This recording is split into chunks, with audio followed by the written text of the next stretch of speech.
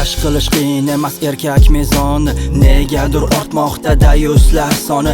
Ayolim qizg'onmas qarang avratlar, ochiq kundan kun qoplaydi g'ururni balchiq. Ijtimoiy tarmoqlardan mahramin ko'z-ko'z qilib, jahannamdan qo'rqishmas bo'ldi-ku odatiy hol. Bilarmikan zot paslar dayuslarga jannat harom, yana o'zini oqlaydi. Tirikchilik qiyin zamon, shunday zamonga keldikmi? Er xotin masxara bos, er ayolin, ayol erin zarracha ham qizg'onmas. Qoyil qolmadim qarang, ayib zamonda bo'lsa, erli ayol Instagramga qomatin maqtab chiqsa, dayuslarga farqi yo'q, balkim ular alfoni. Shuning uchun ham balki ular uchun bu bonus. G'urur o'lgan qorni to'q, ular uchun shu muhim. Jahannam evaziga dayus bo'lish ham mumkin.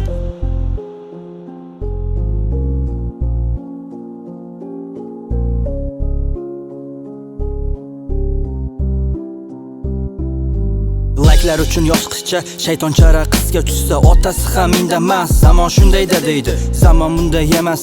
Bu mas'uliyat yo'qligidan nomussizlar ham ko'paydi. Dayuslar ko'pligidan shunday davrga kelibmiz. Bunga qoldi aqlim lol. Ey birodar, dayuslikdan iymoningni saqlab qol. Axir bu ikkinchi dunyo, adolatli erkak bo'l. Gunohlarga to'lgandan tavbaga bor hali yo'l. Bilaman qo'shiqlar ko'p bu mavzuda kuylagan, bunday erkaklardan hatto o'z onasi uyalgan. Mayli bu so'zlar meni zabonimda qolmasin, ular tinglasa so'zim haqiqatdan olmasin. Bu gaplarim kimga ta'sir, kimgadir qilmas ta'sir. Tushunmaganlar bo'lsa bu rap shunchaki bo'ladi sir. Kimlar uchundir haqiqat ko'rinar balkim qasr. Yana o'sha gap eslang, axir bu yuzsiz asr. Dayuslarga farqi yo'q, balkim ular alfoni. Shuning uchun ham balki ular uchun bu bonus. G'urur o'lgan qorni to'q, ular uchun shu muhim. Jahannam evaziga dayus bo'lish ham mumkin.